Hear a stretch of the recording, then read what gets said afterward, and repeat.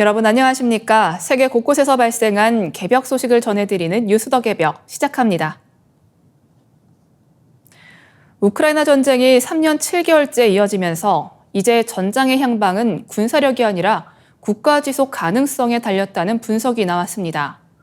미국 월스트리트 저널은 전쟁의 승부가 우크라이나 국가 자체의 붕괴와 러시아의 경제의 몰락 중 어느 쪽이 먼저 오느냐에 달렸다고 전했습니다. 우크라이나는 동부 영토 상당 부분을 잃고 인명피해가 누적되면서 국가 존립이 위협받고 있습니다.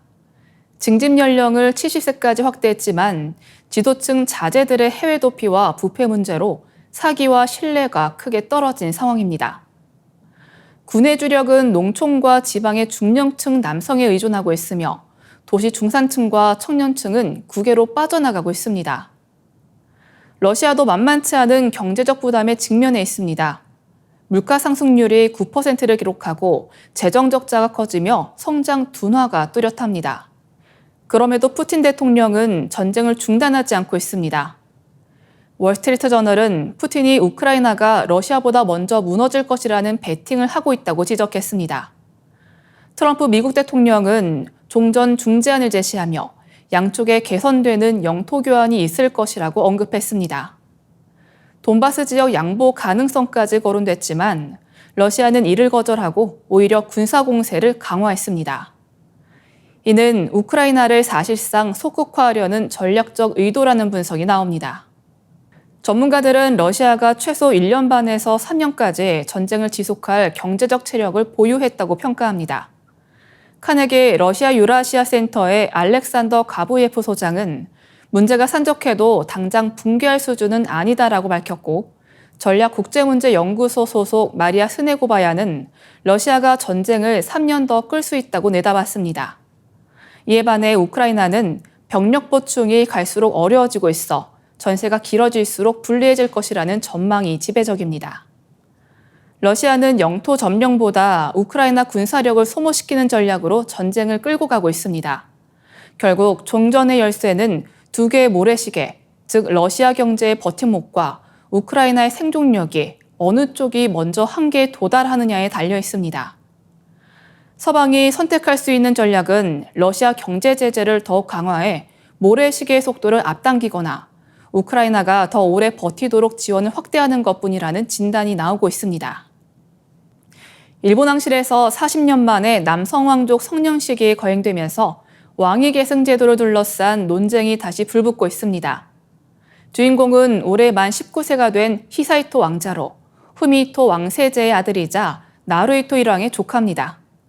왕실 전통에 따라 만 18세에 치르는 성년식을 학업을 이유로 1년 미룬 그는 9월 6일 도쿄 고쿄에서 성년 의복과 나루히토 일왕이 하사한 관을 쓰고 의식을 치렀습니다. 이어 의장마차를 타고 조상에게 배려하며 성년 왕족으로서의 첫 발을 내디뎠습니다. 그는 왕실의 일원으로서 맡은 바 역할을 완수하겠다고 밝혔습니다. 성년식은 지난 1985년 후미히토 왕세제가 치른 이후 처음입니다. 이는 왕실 내 남성 부족 현상을 단적으로 보여주는 사례로 현재 왕위 계승권을 가진 남성은 나루히토 일왕, 후미히토 왕세제, 그리고 아키히토 전 일왕의 동생 마사히토 친왕뿐입니다. 히사히토 왕자가 결혼 후 아들을 두지 못한다면 성년식을 치를 남성 왕족 자체가 사라질 수 있다는 우려가 제기됩니다. 1947년 제정된 황실 전범은 북의 남성만 왕위 계승을 허용해 계승권자 부족을 초래했습니다. 2005년 고이즈미 주니치로 내각이 여성이랑 허용 방안을 논의했으나 2006년 히사히토가 태어나면서 추진이 중단됐습니다. 그러나 인구 감소와 고령화로 왕족 수가 줄어드는 현실 속에 다시 개편 논의가 고개를 들고 있습니다. 일각에서는 북의 여성에게도 왕위 계승권을 부여해야 한다는 주장, 나아가 목의 왕위 계승까지 허용하자는 의견이 제기됩니다. 니혼게이자이 신문은 사설에서 안정적인 왕위 계승을 위해 근본적인 논의를 피할 수 없다고 지적했습니다. 이번 성년식은 단순한 통과 의례를 넘어 일본 왕실의 미래와 직결된 사건으로 평가됩니다. 히사히토 왕자가 사실상 차기 계승자로 주목받는 가운데 왕실 제도가 시대 변화에 맞게 개편될 수 있을지 관심이 쏠리고 있습니다. 뇌 건강을 지키는 새로운 열쇠로 후각이 주목받고 있습니다. 지금까지는 운동, 식습관, 인지훈련이 주요 방법으로 강조되었지만 최근 연구들은 향기를 통한 후각 자극이 뇌구조와 기능에 실질적 변화를 이끌 수 있다는 사실을 밝혀내고 있습니다. 일본 도쿄대와 스쿠바대 공동연구팀은 건강한 여성 50명에게 한 달간 장미 향유를 뿌린 옷을 착용하게 하고 MRI로 뇌를 관찰했습니다. 그 결과 기억, 회상, 자기 성찰과 연결된 후방 대상피질의 회색질 부피가 뚜렷하게 증가한 것으로 나타났습니다. 반면 감정과 의사결정에 관여하는 편도체와 안화전두 피질에서는 큰 변화가 없었습니다. 같은 향에 반복 노출될 경우 감정 반응보다는 기억 의미 회로가 더욱 활성화된다는 해석입니다. 미국 캘리포니아대 어바인 연구팀도 고령자 60세에서 85세를 대상으로 6개월간 장미, 오렌지, 라벤더 등 7가지 향기를 순차적으로 맡게 했습니다. 그 결과 기억력 점수가 대조군보다 2배 높았으며 기억과 감정을 잇는 갈고리 다발의 연결성이 강화됐습니다. 연구진은 향기가 뇌 속 신경회로의 배선을 튼튼하게 한다고 분석했습니다. 이 같은 효과는 후각 신호 경로의 독특한 구조에서 비롯됩니다. 시각이나 청각은 여러 단계를 거쳐 처리되지만 후각은 코에서 곧바로 회마와 편도체로 전달돼 기억, 감정 회로를 직접 자극합니다. 실제 알츠하이머 환자의 경우 비정산 단백질이 뇌 전체로 확산되기 전 후각과 해마 등 후각 경로에서 먼저 축적되는 것이 확인됐습니다. 따라서 후각 기능 저하는 치매의 초기 신호로 여겨지고 있습니다. 흥미로운 점은 성별에 따른 차이입니다. 국제학술지 바이올로지 발표에 따르면 후각이 떨어질 때 남성은 실행 기능이, 여성은 공간적 사고력이 먼저 약화되는 경향을 보였습니다.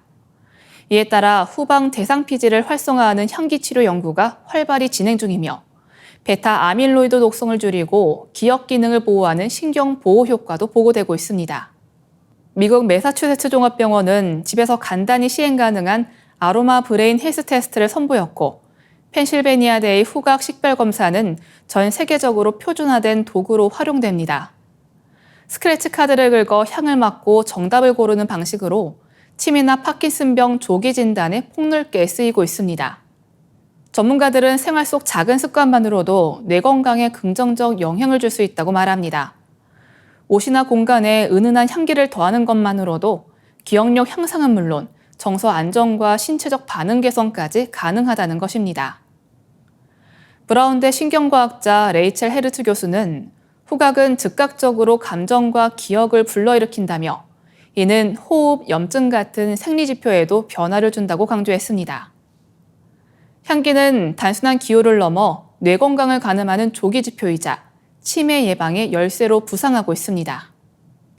중국 난진대 연구진이 일반 유리창을 태양광 발전 장치로 바꿀 수 있는 혁신적 기술을 선보였습니다. 과학 전문 매체 인터레스팅 엔지니어링은 이들이 콜레스테릭 액정의 다층 구조를 활용해 투명한 태양광 집광기를 개발했다고 보도했습니다. 관련 논문은 국제학술지 포트닉스에 게재됐습니다. 이번에 개발된 회절형 태양열 집광기는 유리창의 외관을 해치지 않고 햇빛을 선택적으로 유도해 창문 가장자리에 설치된 태양광 전지로 전달하는 방식입니다.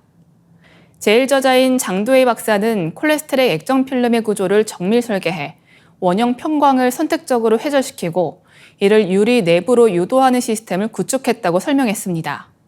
기존 집광기들이 낮은 효율과 시각적 왜곡 문제를 안고 있었던 것과 달리 회절형 태양열 집광기는 평균 64.2%의 높은 가시광 투과율과 91.3%의 색 재현 지수를 달성했습니다. 녹색광 에너지의 최대 38.1%를 창문 가장자리에서 수집할 수 있어 사실상 일반 유리와 구분되지 않는 투명성을 유지하면서도 청정 에너지를 생산할 수 있습니다. 특히 확장성이 뛰어나 2m 너비의 창문으로 제작할 경우 태양광을 최대 50배까지 집중시켜 에너지 수집 능력을 크게 끌어올릴 수 있습니다. 이를 통해 태양광 전지 사용 면적을 최대 75% 줄이고 재료 비용도 크게 절감할 수 있어 미래 친환경 건축 설계의 중요한 돌파구가 될 전망입니다. 실험 단계에서도 성과가 확인됐습니다. 폭 2.5cm의 시제품이 실제 야외 햇빛에서 10mW 팬에 직접 전력을 공급하는 데 성공했으며 갈륨 비소 기반 고효율 전지와도 호환되는 것으로 나타났습니다. 연구 책임자인 웨이후 난징대 교수는 회절형 태양열 집광기 설계는 건축 환경에 태양광을 심미적으로 통합하는 데 있어 큰 진전이라고 평가했습니다. 연구진은 향후 광대역 효율과 평광 제어를 개선하고 농업용 온실이나 투명 디스플레이 등 활용 범위를 넓힐 계획입니다. 이 기술이 상용화된다면 도심의 평범한 유리창들이 곧 대규모 태양광 발전소로 변모할 수 있다는 기대가 커지고 있습니다. 이상으로 뉴스 더 개벽 마치겠습니다. 시청해주신 여러분 감사합니다.